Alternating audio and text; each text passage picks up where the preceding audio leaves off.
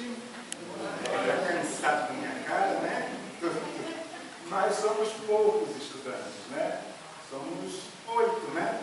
Que faz direção, estudo, leitura e estudo do Evangelho, o grupo de estudo de mediunidade. Somos um grupo pequeno que está à frente desse trabalho. Por isso que repete, né? Os oradores na casa. Esse ano teremos, né, já teremos um convidado. Já teríamos de termos outros convidados, mas teve essa grande desarticulação devido à pandemia e agora é que, né, as coisas estão se ajustando mais. Nós vemos, né, gosto feliz de ver jovens presentes, não é? Renovação e conhecendo, tendo filhos, trabalhando com o público, trabalhando com famílias. Nós vemos que as famílias estão doentes, não é? As famílias estão grandemente necessitadas do Evangelho de Jesus, de bases que tem tudo a ver com o tema de hoje. Eu sempre não. Geralmente eu escolho um tema mais científico, não é? Mas nos tempos para cá eu venho sentindo a necessidade minha e nossa de abordar mais e mais temas evangélicos, temas relacionados ao Evangelho de Jesus. Quando a gente fala nesse tema aí, do desapego à matéria de uma forma geral, às ilusões da matéria, nós pensamos logo, quem costuma estudar, ler e consultar o Evangelho segundo o Espiritismo, logo no capítulo, aquele capítulo de não se pode servir a Deus e a Mamon. Não é? Tem um capítulo específico, fala bastante desse apego e fala da riqueza, do dinheiro, né? Do emprego da riqueza e do que é realmente que nos pertence. Eu resolvi fazer um pouquinho diferente para nos mostrar que todo o Evangelho prega esse desapego, abordando vários prismas, né? Vários olhares diferentes, mas todo ele, se você for prestar atenção, está ali a necessidade de nos desapegarmos das ilusões, das coisas materiais. Para entender as parábolas, os ensinamentos de Jesus, em especial esse desapego, temos que ter convicções seguras. E quais seriam essas convicções? É mais do que crença, é realmente uma convicção. Eu estava vendo uma palestra do Divaldo, ele falava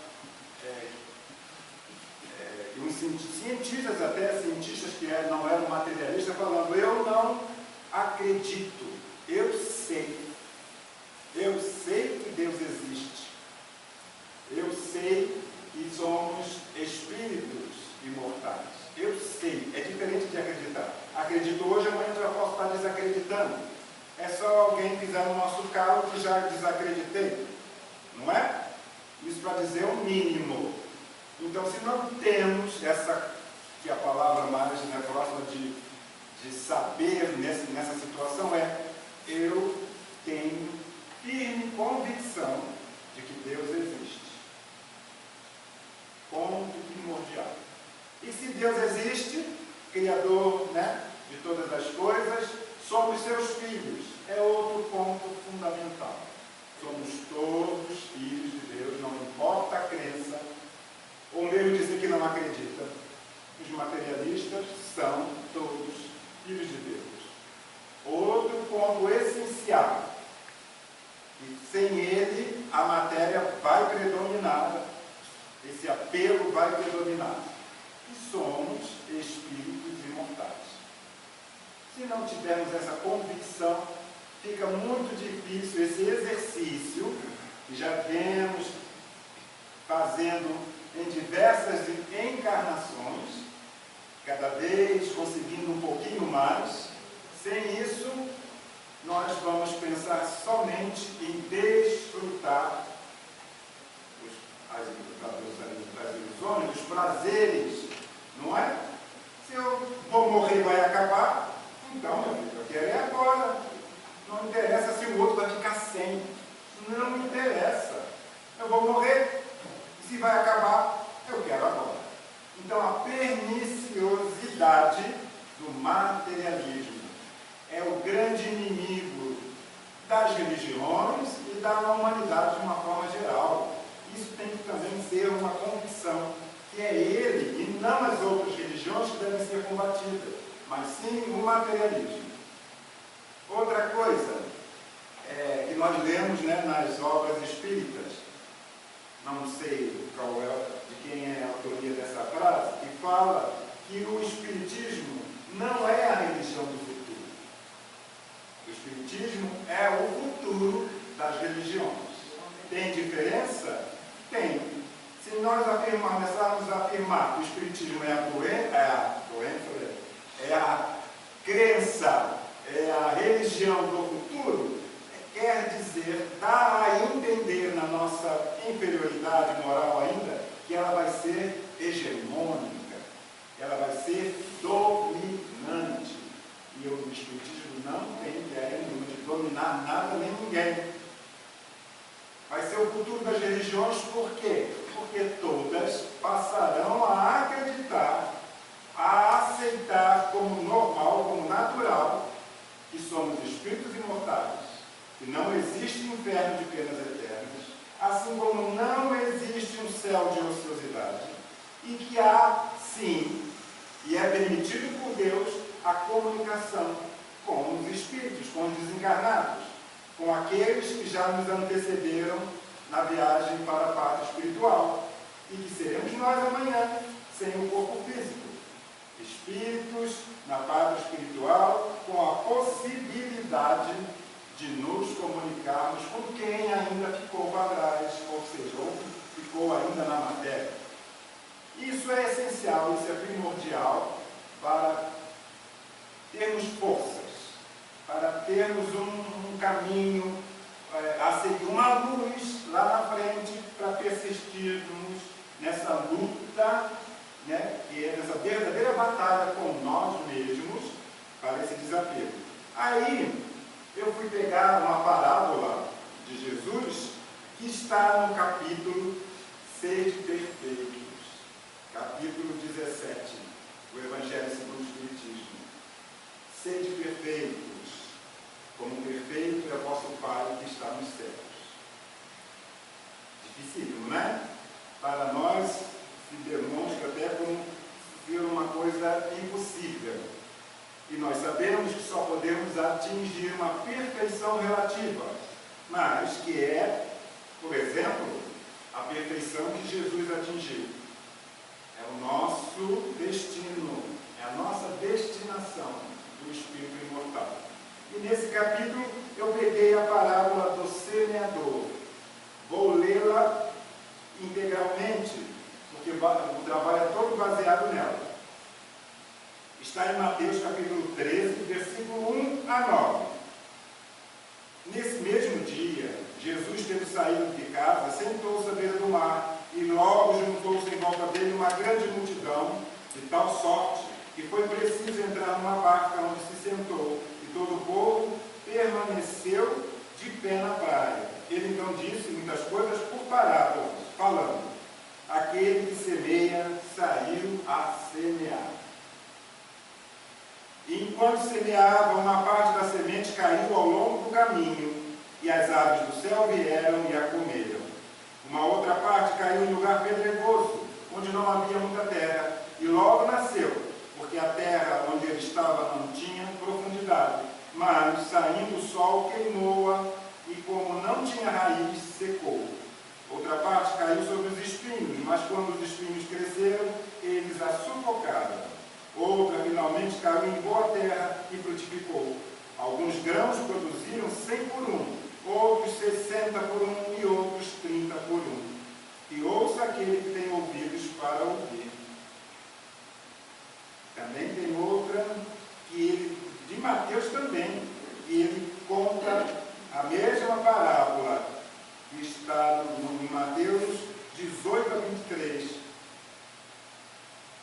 mesma coisa. Ouvi, pois, vós outros a palavra do semeador. Todo aquele que ouve a palavra do reino e não lhe dá atenção, vem o espírito maligno e tira o que foi semeado em seu coração. Aqui ele foi mais explícito. Na parábola anterior, que é o mesmo tema, ele fala bem alegoricamente. Aqui ele vai mais direto, já apontando, né, vamos dizer assim, todo aquele que ouve a palavra do reino e não lhe dá atenção, vem o espírito maligno e tira o que foi semeado em seu coração. Esse é o que recebeu a semente ao longo do caminho. O que recebeu a semente no meio das pedras, ele está explicando anterior. É o que ouve a palavra e na mesma hora recebe com gosto. Porém, ele não tem em si raiz. E antes é de pouca duração. E quando lhe sobrevém tribulação e perseguição por causa da palavra, logo se escandaliza. O que recebeu a semente entre os espinhos é aquele que ouve a palavra, mas em seguida os cuidados deste mundo e a ilusão das riquezas sufocam nele a palavra e ela se torna infrutífera. Aquele, porém, que recebeu a semente em boa terra é o que escuta a palavra, que lhe presta atenção e ela frutifica e rende 100, 60 ou 30 por um. Então, lida a palavra, vamos lá. Palavra do semeador já lida. E aí, né, destrinchando ou dando uma nova visão. A parábola do semeador exprime perfeitamente os matizes existentes na maneira de serem utilizados os ensinos do Evangelho. Quantas pessoas há, com efeito, para as quais não passa ele de letra morta e que, como a semente caída sobre pedregulhos, nenhum fruto dá. Esse estudo, essa parábola, é para nós mesmos,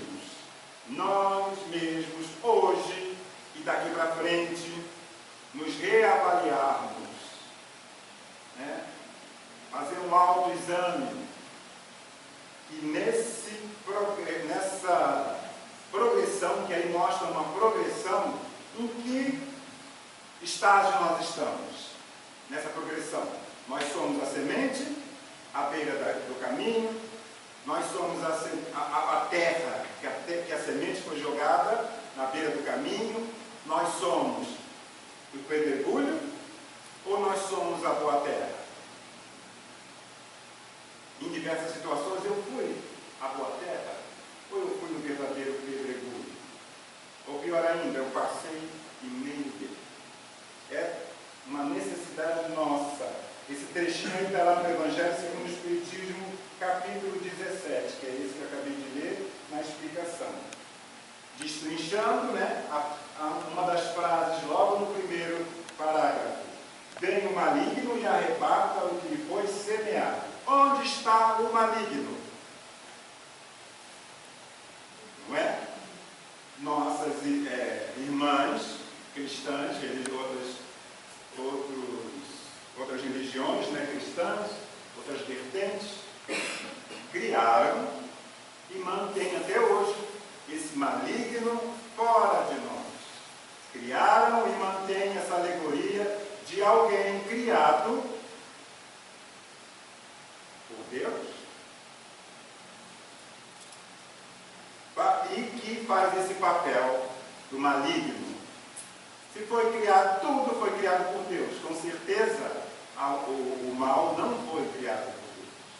O mal é fruto da ignorância nossa, espíritos encarnados e dos espíritos desencarnados também. Porque tem gente que fala, Deus criou tudo, inclusive o mal. Engano, equívoco, pernicioso demais até pensar que Deus pode ter criado o mal. Aí tem gente que fala, é para ter equilíbrio, não tem luz e sombra, então tem que ter mal e bem. Outro sofisma, outra mentira, né? Outro raciocínio feito para enganar. O mal é sempre a ausência do bem. assim como a escuridão é sempre a ausência da luz. Então, em si mesmo, ele não existe. Materialmente, nós o vemos, nós o percebemos, nós sofremos por causa dele, mas devido a nós, a nossa ignorância, a ignorância de nossos irmãos que desconhecem as leis de Deus, ou conhecendo-as, como foi citado, né, não as praticam, não a valorizam, não compreendem que elas são o verdadeiro caminho. Onde está o maligno, gente? Está dentro de nós. São as nossas paixões, não é? As nossas deficiências morais. Ali está o maligno. Porque, não existe espíritos voltados para o mal? Existe. Mas ele não procura nos influenciar para o mal? Procura. Mas, se eu não tiver essas tendências, ou não alimentar essas tendências negativas, eles não terão acesso a nós. Então somos nós que permitimos que eles se apoderem de nós. É por isso que é tão forte essa alegoria. Ai, foi o maligno. Ai, foi o inimigo. Não é? Acontece uma coisa, uma desgraça, isso é coisa do maligno, isso é coisa do inimigo. Ai, o inimigo, tadinho do inimigo. No entanto, o grande inimigo está dentro de nós mesmos. E já temos condição, a humanidade já tem condição de raciocinar, de pensar. Não é proibido mais pensar, raciocinar, muito menos expressar o seu pensamento, né? E já foi discordar dessa ideia de que existe mesmo o inferno, era uma prova de heresia e de fogueira para todo mundo que assim pensasse. A dominação pelo medo sempre existiu e ainda continua existindo. Nos mais graus, né, variados graus e nas mais variadas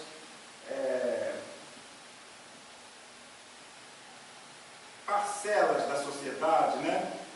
Em todos os setores da sociedade, a dominação sempre é procurada. E uma grande arma é o medo, né? O medo. Até hoje domina-se e dominou-se a humanidade pelo medo.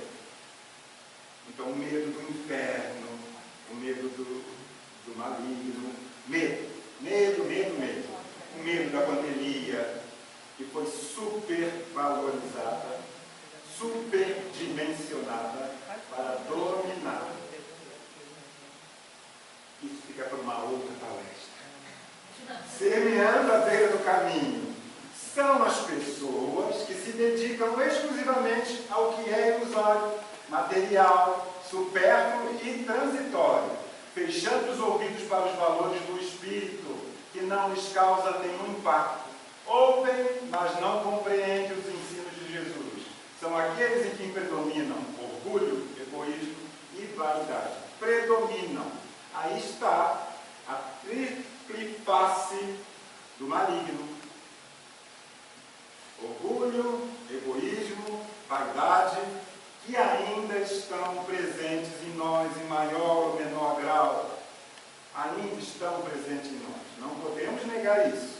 E é a eles que precisamos contrapor as virtudes. O orgulho, temos que desenvolver a humildade, não é? O egoísmo, o amor, a caridade, e a vaidade é uma grande ilusão que o tempo sempre coloca descoberta. Vaidade, né? Ai, sou lindo, né? Vocês estão vendo, sou lindo. Mas daqui a alguns anos, se ainda estiver por aqui, a beleza exterior já foi, né? Já foi. Fica, minha mulher fica. Ela fica metido. Tem que ficar orgulhosa, né?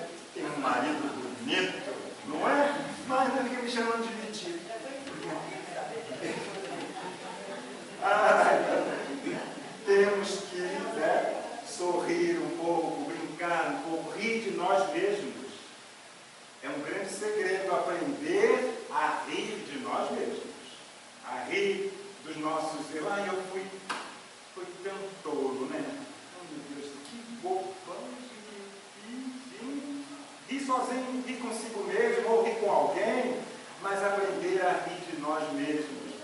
Porque perante Jesus, ainda estamos na infância espiritual.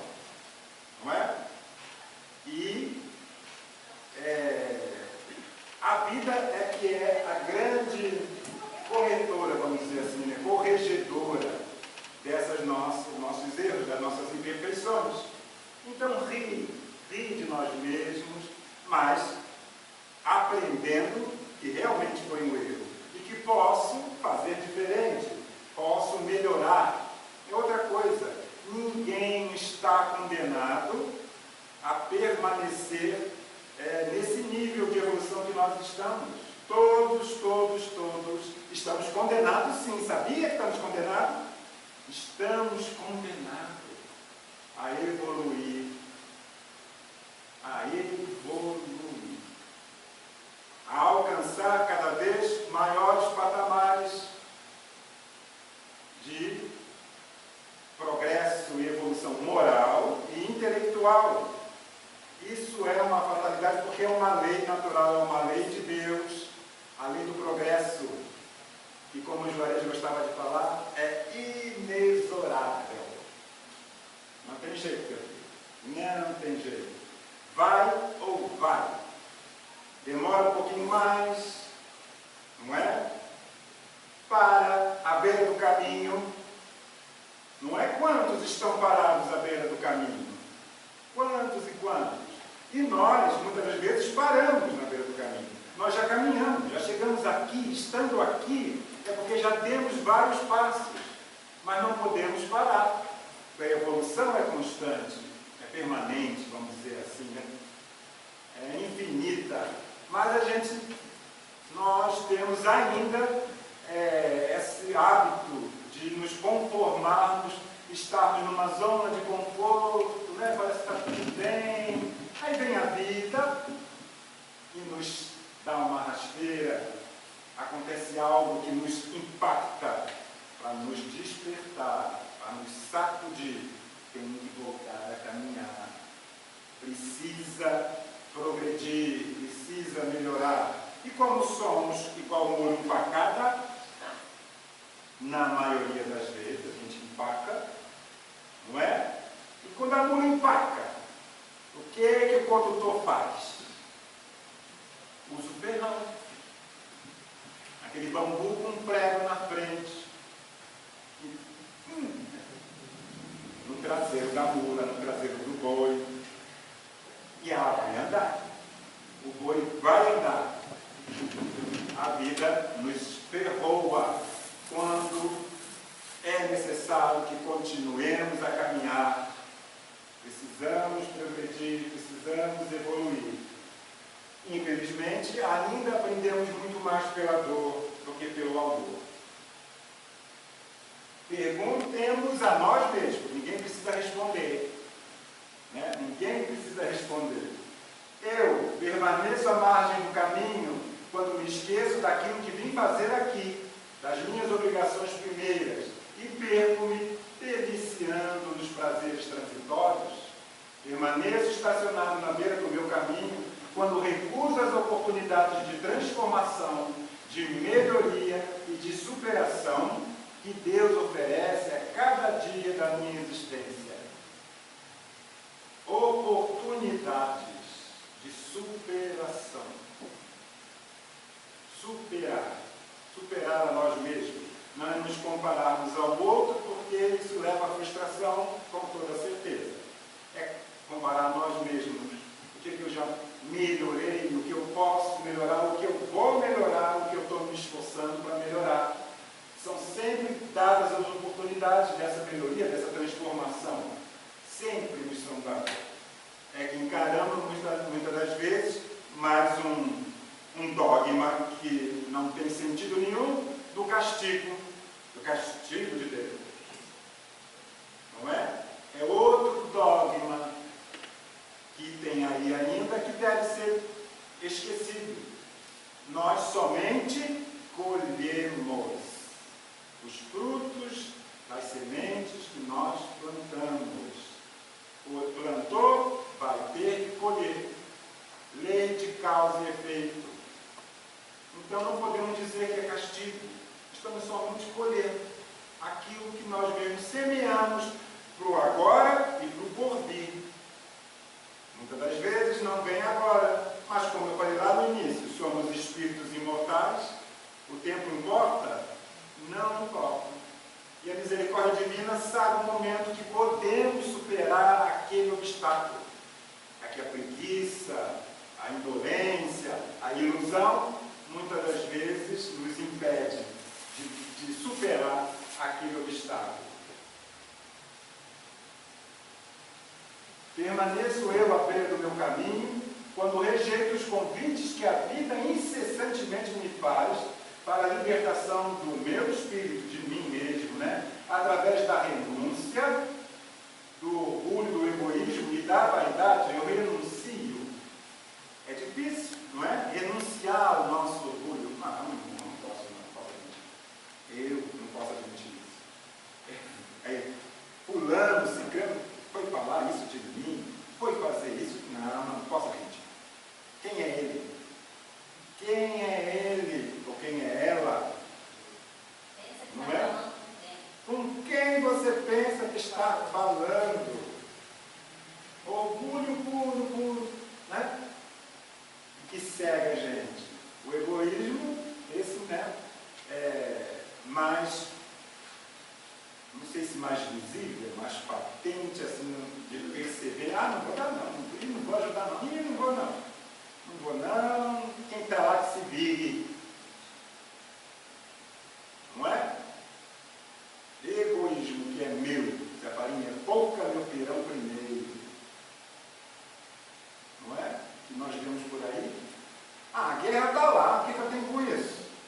O que eu posso fazer? Orar, não é? Orar. Não posso, materialmente não posso fazer nada? Então vamos orar, pedir paz, pedir luz, pedir amparo e socorro para aqueles que estão sofrendo as consequências da guerra. Parece, como não vemos, estamos presos aos 5 sentidos, não vemos o efeito, achamos que não tem nenhum. Essa é outra grande ilusão, não é? E cada vez mais a própria ciência mostra que o pensamento, o otimismo, a fé tem efeitos, primeiramente em nós, e depois é irradiado para o espaço, para todas as direções. Então, tem sim efeito. Não tem raiz em si mesmo. Temos raiz do que já aprendemos, de todo esse conhecimento que nos é passado, criou raiz em nós. Nós também já temos raízes fortes para suportar as tempestades da vida, porque o Evangelho, esses ensinamentos, é que dão o nosso suporte, a força para suportar o vendaval. Uma planta que não tem raiz é arrastada facilmente pela ventania, por uma correnteza mais forte. Não é verdade? Outro simbolismo da raiz, não é a raiz que nutre a planta através de absorver os nutrientes, a água do solo. Se não temos raiz, secamos. Uma boa alegoria, secamos em vida. Nos entregamos totalmente não só às paixões, mas ao sofrimento, à dor, ao desencanto, à desesperança, e com isso vamos com toda certeza sofrer. Então temos que ver como andam as nossas raízes.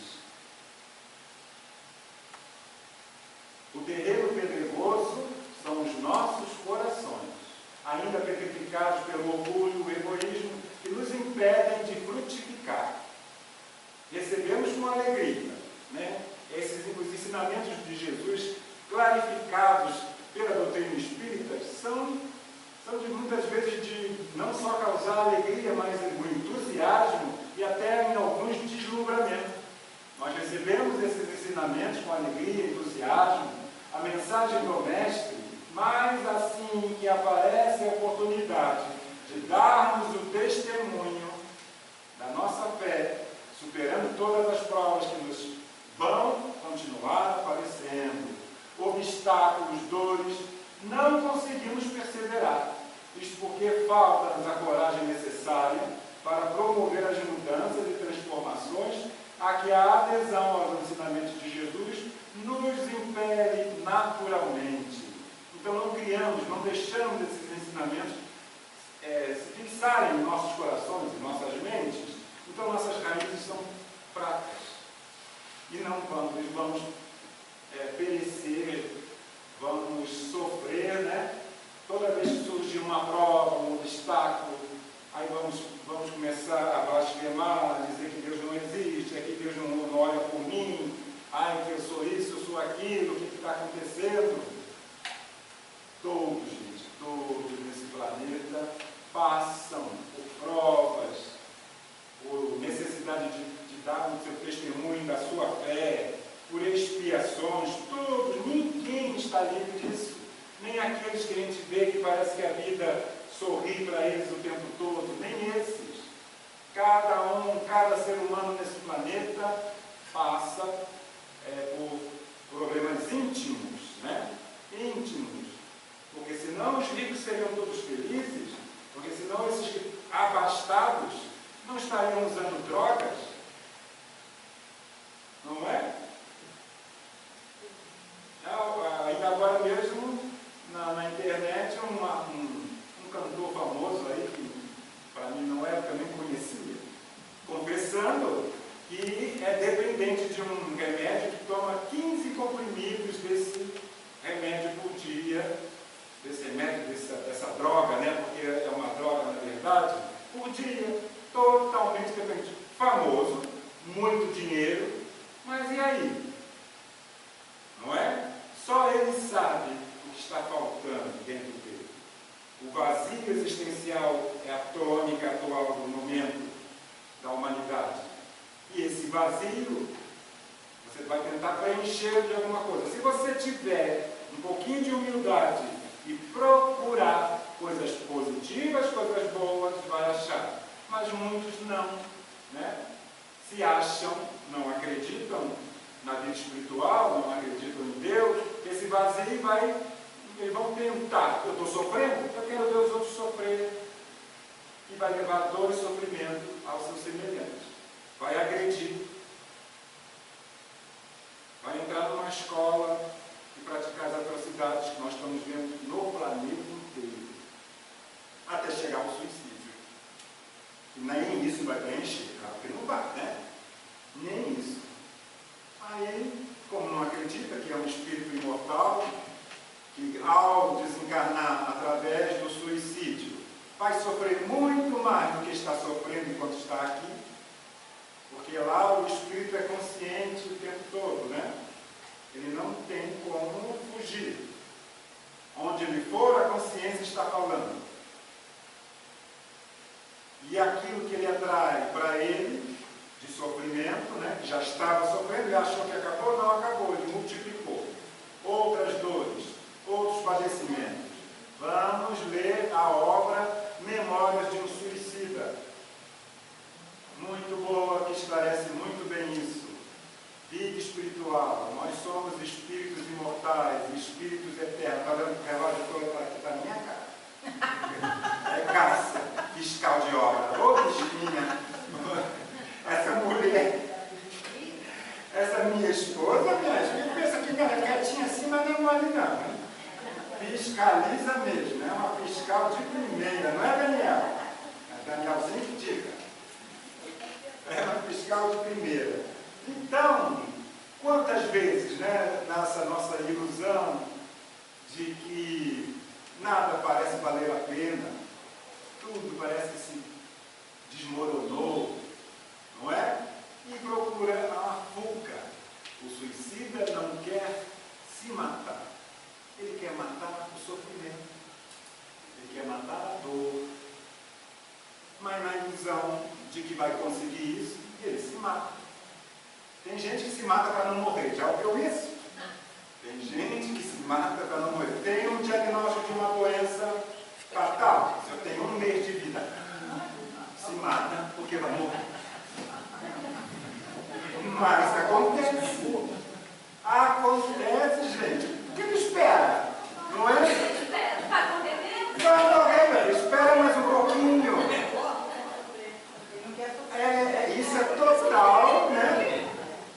Desconhecimento de que é um espírito imortal. Total desconhecimento e não acreditar, mas ainda tem um medo. Não é? Se não tivesse o medo, ele não se matar, não vou esperar.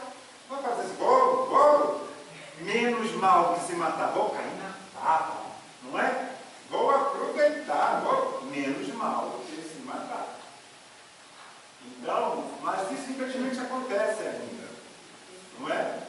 Se matar por honra ferida.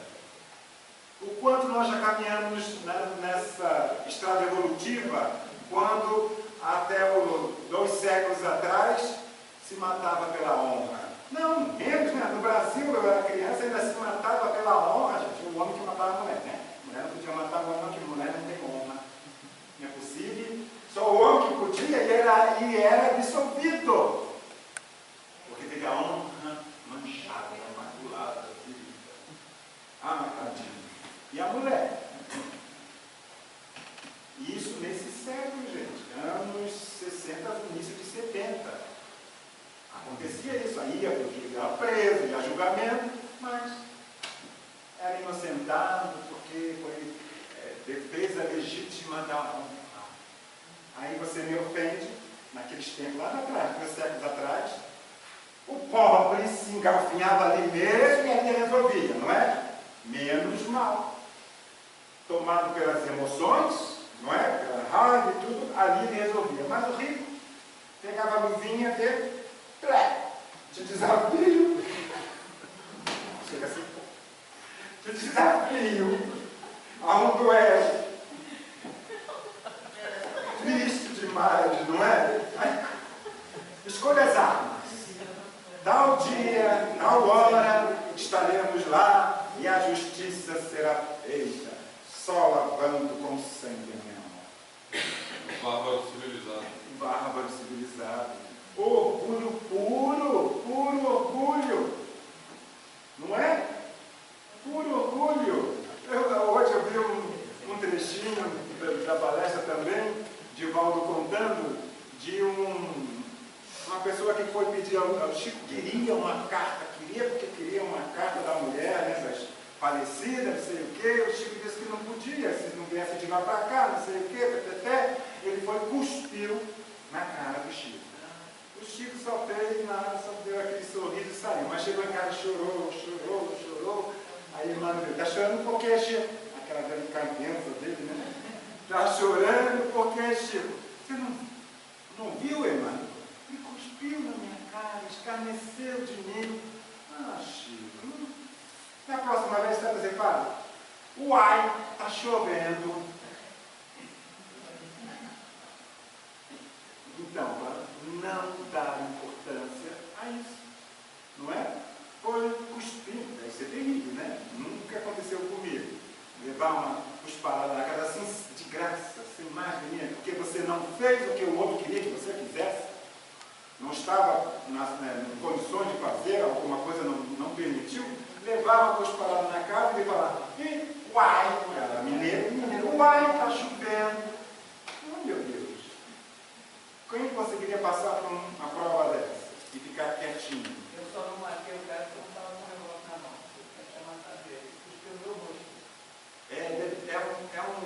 É o primitivismo que nós trazemos, né? Aquela paixão fortíssima que ainda temos em nós, não é? Já devemos ter enfrentado duelos, né? Em outras vidas, quantas vezes? Eu acho que era bom esgrimista, eu adorava esgrima, eu acho que era bom esgrimista, né? Outros, e ainda tinha a petulância de contar, não, eu posso ter não sei qual era o termo, ele sabia que era péssimo atirador, era péssimo esgrimista, ele podia nomear, eu te dou um dinheirinho, você vai levantar? Você é bom, né? Você é bom esgrimista, você tem uma mira infalível. Ainda se podia fazer isso. Se perdesse, não era ele que ia morrer. Hã? E se perdesse, não era ele que ia morrer. Não era ele que ia morrer? Fácil. É. Porque o cara sabia que era bom, que era bom. Que sabia. E saía desafiando todo mundo. Esse, além do orgulho, ele era um assassino. Porque ele tinha consciência das habilidades dele. E muitas das vezes consciência, sabia, da inabilidade do outro. Crimes terríveis, né? Que com certeza tiveram que resgatar. Né? Por isso que acontece hoje, muitas das vezes é para provar, será que eu desafiaria outra vez alguém para um duelo? Como eu vou reagir? Não é? Tem gente que hoje em dia não faz isso, mas vou fazer uma macumba boa. Não posso. Vou fazer uma macumba boa, vou pegar um galo preto, fazer uma coisa. É outra forma, não é? É outra forma de duelo, De duelo, de subterfúgio, de agredir o outro, de não dar a outra face, de pagar na mesma moeda, né? O que Jesus ensinou a não fazermos. Por isso a outra face da moeda é pagar o mal com o bem. Não é verdade? E é difícil, admitamos, gente, tem que admitir, é difícil para nós. Muito difícil para nós. Isso que a gente fica batendo na tecla sempre do Evangelho. Acabou o Evangelho, vê de novo, que é para poder você entrar isso dentro de você. Nutrindo. E a luzinha vai aos poucos. Com certeza, né, graças a Deus, teremos outras encarnações. Mas se queremos melhores condições na próxima, temos que fazer hoje. Não é? Acumular nossos créditos, porque o nosso débito ainda é muito grande. Muito grande. E temos que admitir. Autoconheça-te a ti mesmo. Não é? Autoconhecimento, autoavaliação. Para poder corrigir. Se você não conhece, como você vai corrigir aquilo que você finge não ver ou não quer ver? O que significa a raiz da planta? Só para fixar. É o sustentável, é a responsável por transportar a água e nutrientes para que a planta cresça forte e saudável. Falta-nos a raiz que nos nutre e estabiliza. Falta-nos os valores essenciais do espírito, os sentimentos de honradez, do equilíbrio, da honestidade, da ética e do amor. Princípios que sustentadores da vida, da própria sociedade, da relação humana. Esses valores aí que precisamos cultivar, a sociedade, né, precisa cultivar para caminharmos, para evoluirmos. A sedução das riquezas sufoca a palavra. Aí é mais direto, né? Aqueles que conseguem, que já nascem nos ditos berços de ouro, eles conseguem superar isso, todas as facilidades, e ter uma vida mais generosa, mais fraterna, mais caridosa. A ilusão da riqueza é muito pior do que a ilusão e a prova, a grande prova da riqueza é muito maior do que a prova da pobreza, da miséria, porque ela sufoca, ela cega aquele que está passando por ela. Dificílimo de suplantar essa cegueira, né? Essa sedução, porque esse canto da sereia.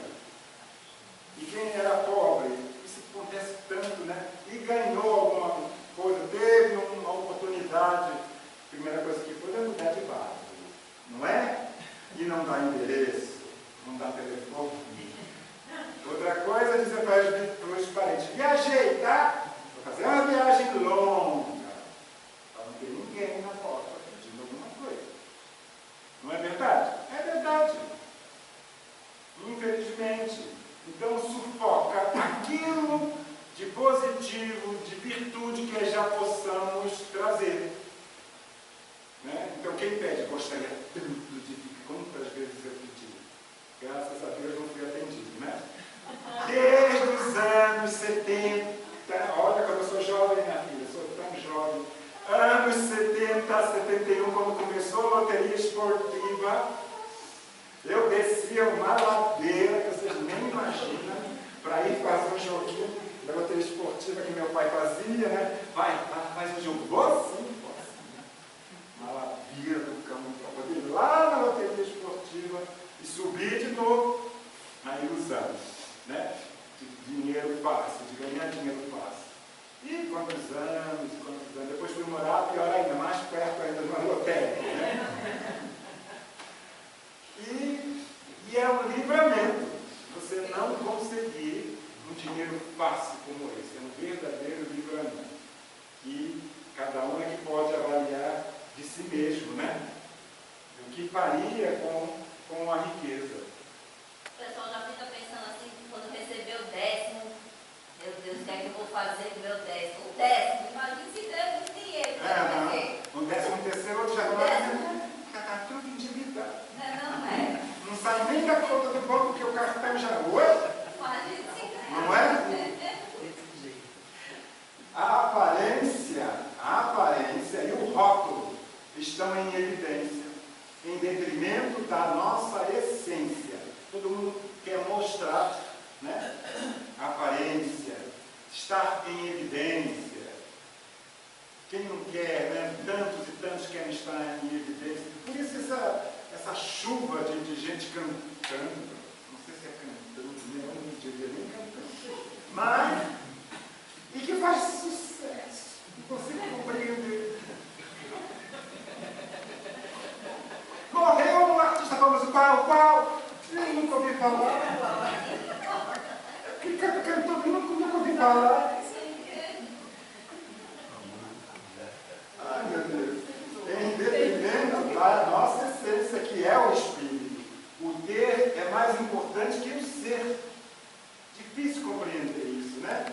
Quer dizer, para a pessoa é isso mesmo. Para muitos, o ter, o possuir, é muito mais importante do que ser, do que sermos, né?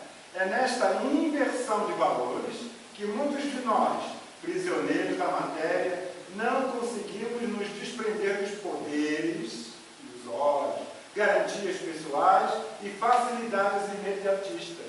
Mesmo conhecendo os ensinamentos de Jesus, optamos pela ilusão e prazeres mundanos. Conhecemos, né? A responsabilidade é muito maior, a cobrança muito maior. E continuamos querendo nos iludir. Não é fácil fugir a isso, não é fácil.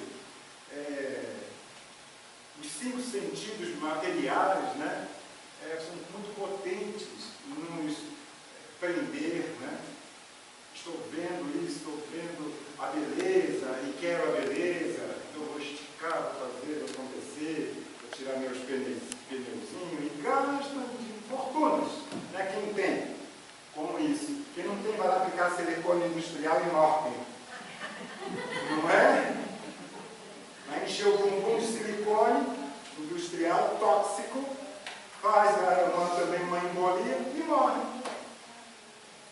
Meu Deus.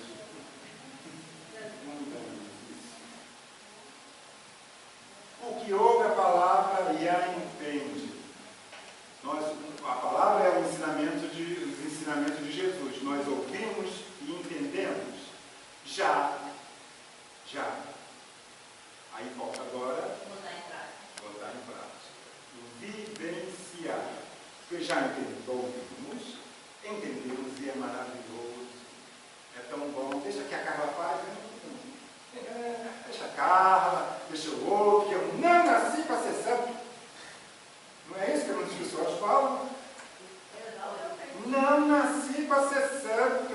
Ou então a gente estuda aquele negócio. Na próxima encarnação eu resolvo isso. Agora não. E fala uma imensa verdade. Eu não sou Jesus. Tem que perdoar no filho. Não, eu não sou Jesus. Olha, falou uma grande verdade. Estamos, no mínimo, a 4,5 bilhões de anos de distância na forma, né, de evolução de Jesus, que é 4,5 bilhões de anos quando o nosso planetinha estava sendo formado, era Jesus que estava lá, nesse trabalho. Então, quanto temos que caminhar, minha filha? Quanto? Para chegar próximo, né? Não basta, não é o mesmo. Temos que chegar. Não adianta, eu não quero tanto, não quero, sou humilde, sou muito humilde, não quero tanto, não interessa. Não é uma questão de querer ou não, é questão de ter que ser, né? Será assim. Então, por enquanto, temos que reconhecer que precisamos caminhar, não podemos parar. Aquele que ouve, estuda, né? Profundamente, procura compreender mesmo, entende e exemplifica a palavra de Jesus com vontade, coragem e disposição. Precisa de coragem, não é? Vontade, sim, e de coragem. E que bom! Lá vai ele de novo lá, ajudar, fazer não sei o quê, ajudar aqueles velhos lá. Eu diria que esses velhos estão lá porque eles merecem. Não é? Não, ai que bobão, eu vou é para a praia, eu vou é para o boteco tomar uma cerveja. Não tem isso? E você não se afetar com isso? Não se afetar, a escolha é sua, a minha escolha é essa. A vida é feita de escolhas, o livre-arbítrio funcionando, não é? Então, não sejamos covardes, não importar com a opinião alheia nessas questões, a questão de que estamos nos esforçando para sermos melhores. Disposição para retirar todos os obstáculos que surgem e despertar a nossa consciência, né? Esse despertar está lento, está sendo feito em etapas, né? Mas ainda está muito lento para a humanidade. Por isso que estamos nessa situação que nos encontramos agora, né?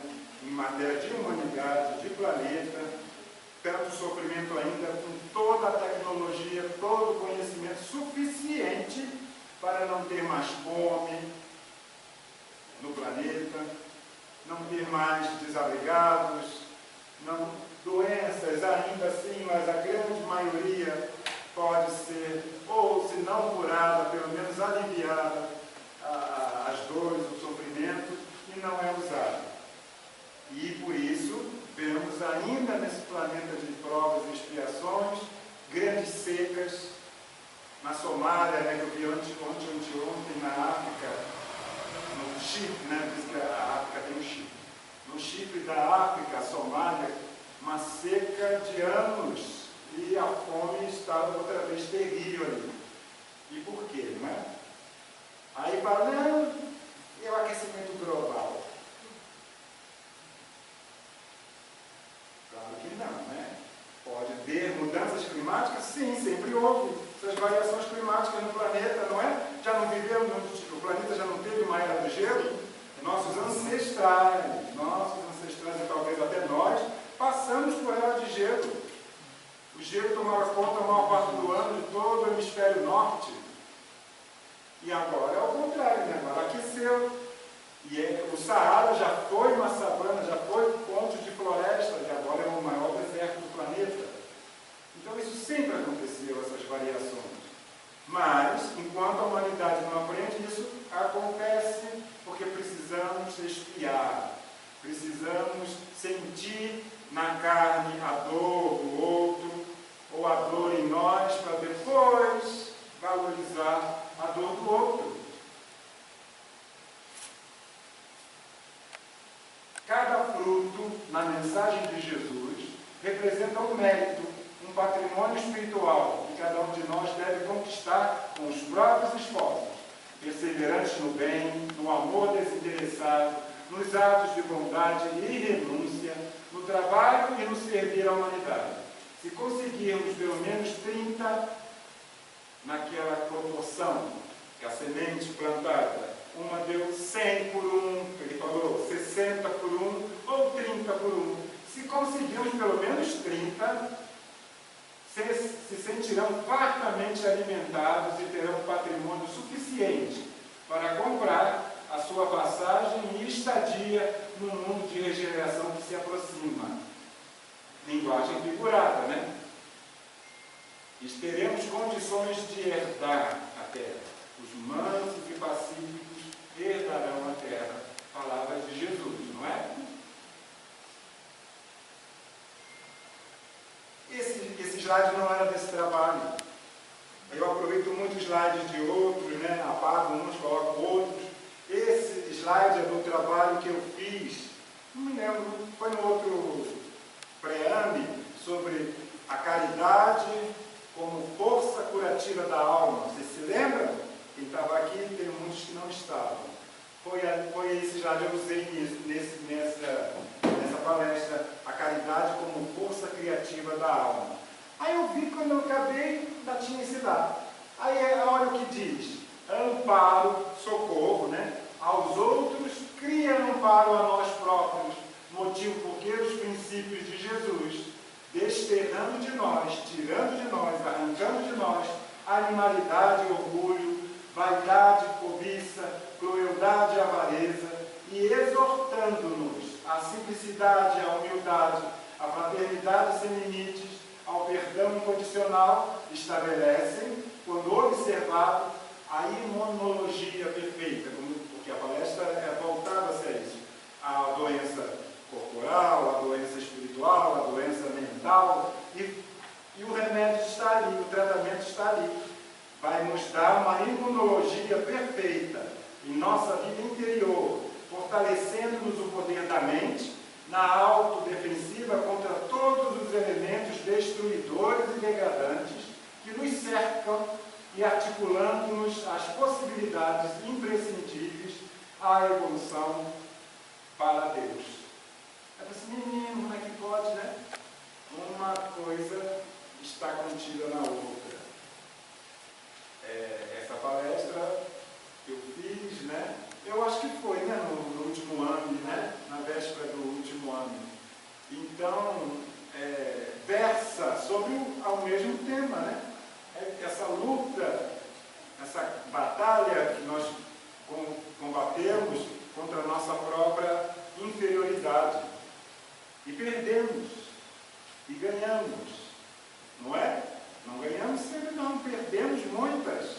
Mas temos que insistir. Erguer e continuar. Perdemos uma, ganhamos outras. Perdemos e com cada que perdemos nós aprendemos. E na próxima vez faremos melhor. Né? Teremos a oportunidade de fazer melhor. Acho que só, né? Só agradeço a todos a presença. Num sábadozinho é bom para estar comendo uma pipoca na Netflix, não é? Lá vendo Netflix, comendo uma pipoquinha, um cachorro quente. E vocês estão aqui hoje. E vocês estão aqui conosco. Agradecemos infinitamente